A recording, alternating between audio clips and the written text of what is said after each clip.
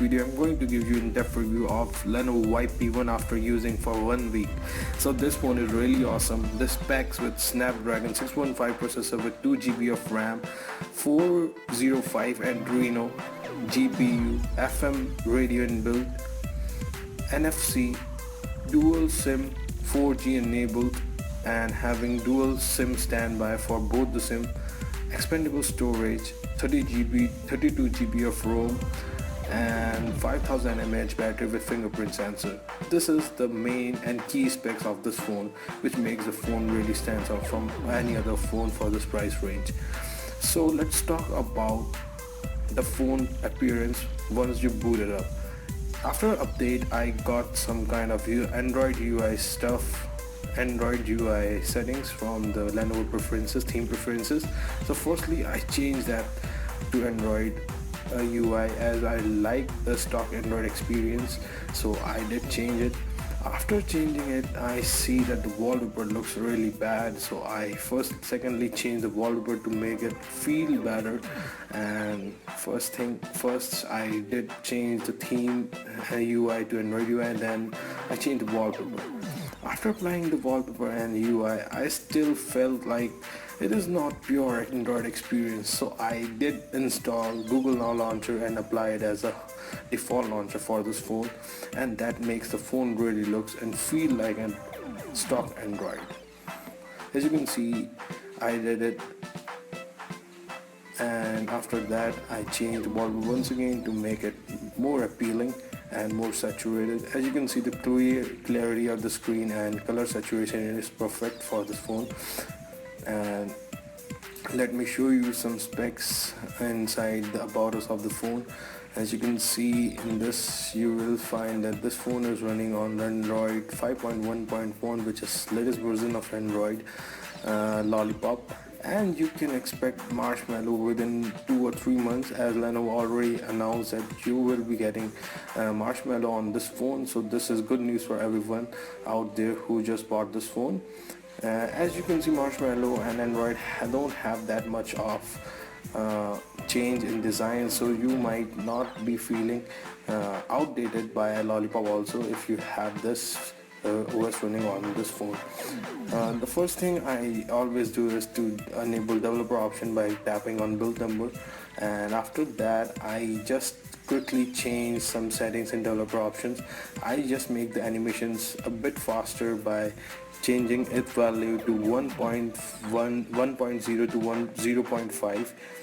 So this makes the phone feel so little so snappy than the stock animation settings. After that, you can see the phone is pretty much snappy now.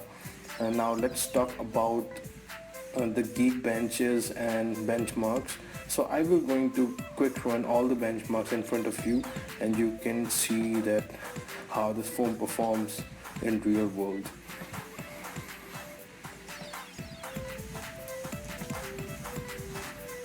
As you can see, this is core 633 in single core and 2481 in multi-core. You can expect it a bit more if you have the clock speed of 1.7 GHz, but it is running at 1.5 GHz, so you can expect this as a bit lower than the other phone which is having Snapdragon 615, but that doesn't create any issue in experiencing the phone, so you might not feel that kind of lag or something.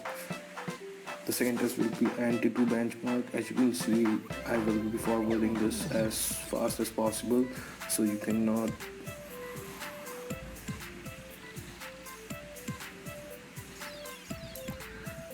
So this scores is above 30,000, which is decent, not great.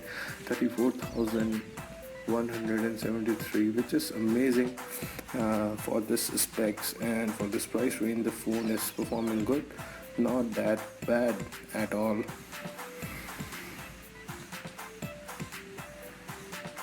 I will going to run a couple of more tests. You can see the scores and compare it with other phones.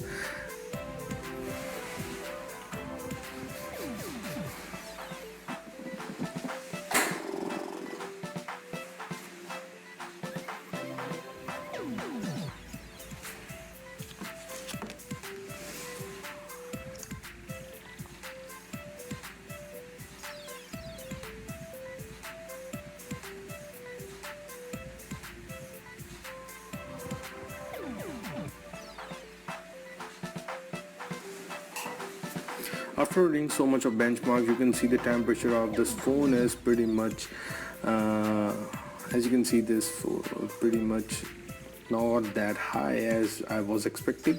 So this phone runs cooler than you expect, as you expecting the phone should run. It is under 50 degrees Celsius, which is pretty much a good temperature to after a heavy load of use.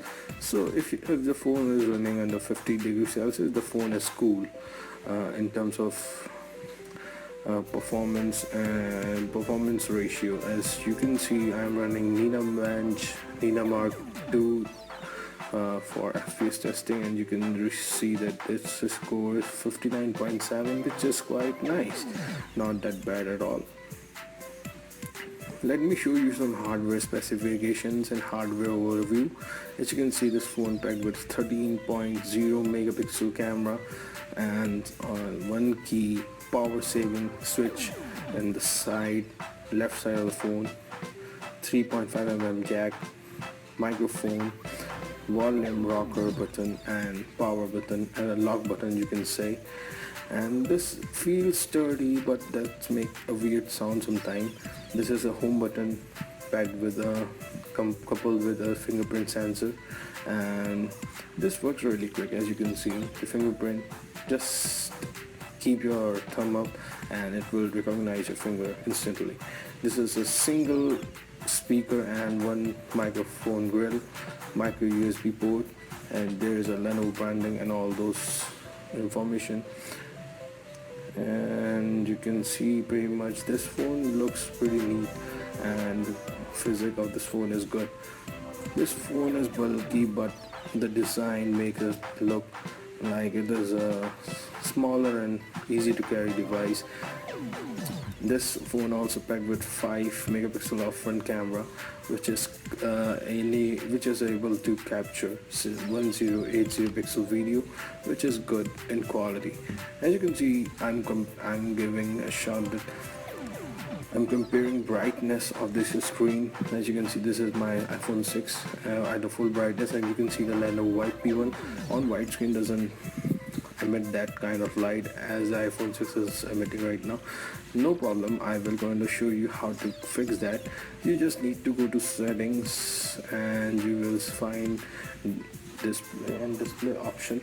In display option you will see color balance, where you will have to select super bright mode. After that you see that the camera switches and you will see that this is giving a brightness compared to good brightness as iPhone 6 is giving right now. So bright in terms of brightness and screen clarity, there is no issue at all. The White P1 is really good.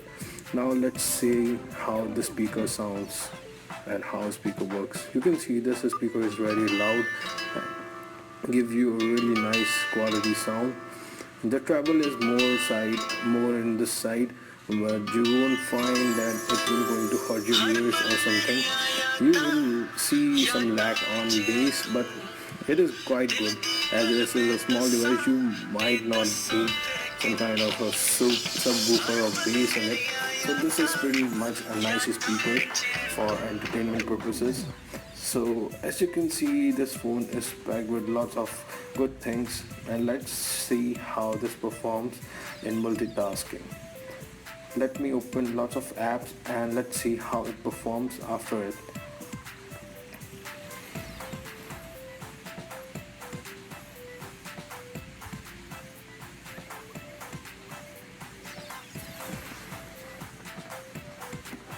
As you can see, I have opened couple of apps, and you can see the phone is still fluent and smooth, not lagging at all. You might feel some frame drop in animation, but not much. You can see this animation is fluid. If it is not loading your app instantly, that's not an issue. You need a proper animation that the phone is giving to you, which is pretty nice for the specs. You can expect more stability after some 4 more updates, so no worries about it.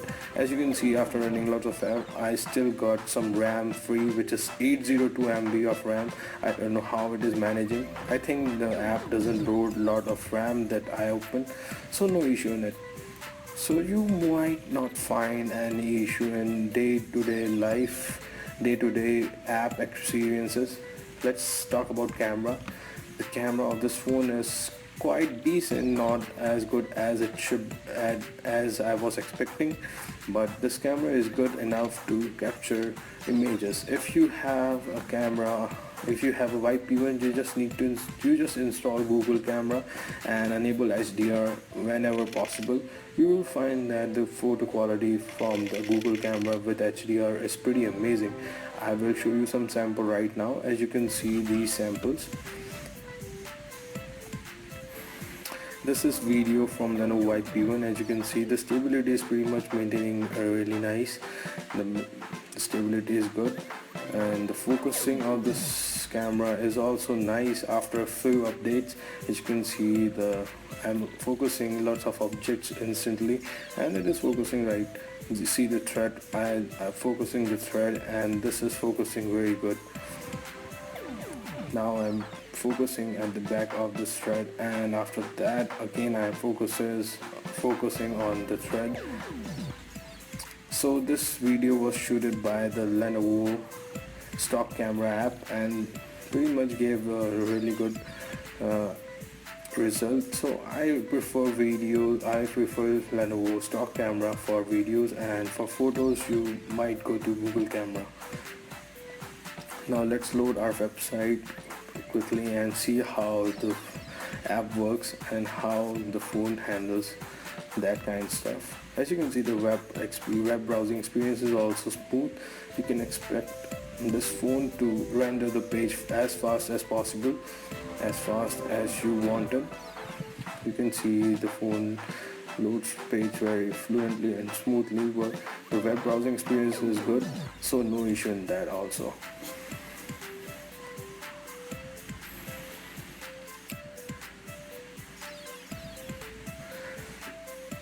Now let's talk about some gaming on this phone.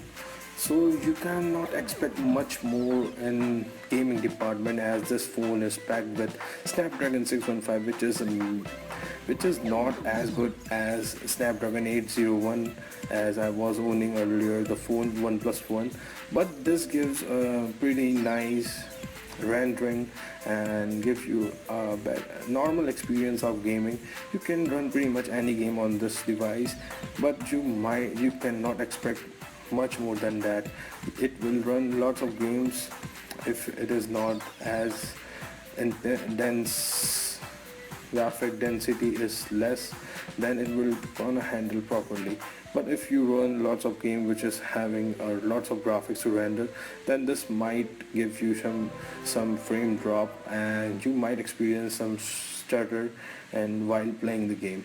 As right now I'm running real racing, you can see the loading time is very long, but that's not an issue. Once your game loads, it works flawlessly. As you can see, the accelerator, motor, motion sensor, and all those stuff are working nicely.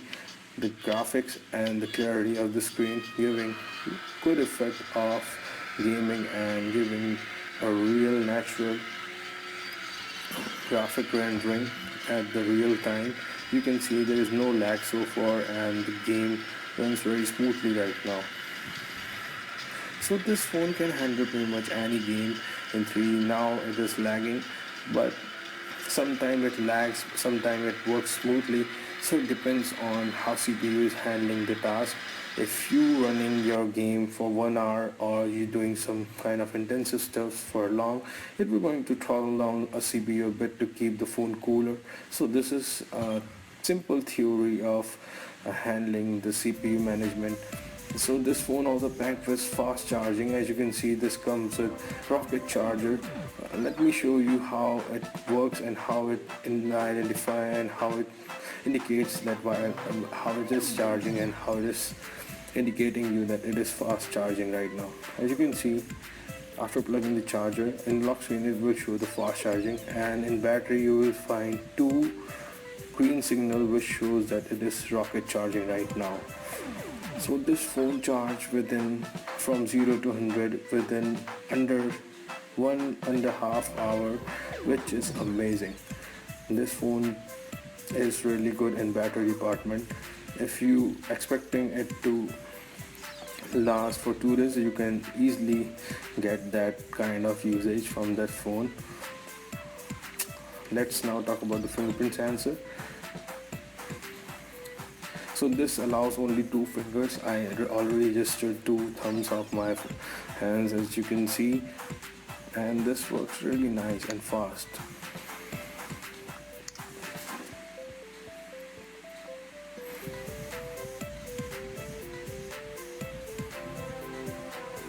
Let me show you the power consumption details. As you can see, this phone already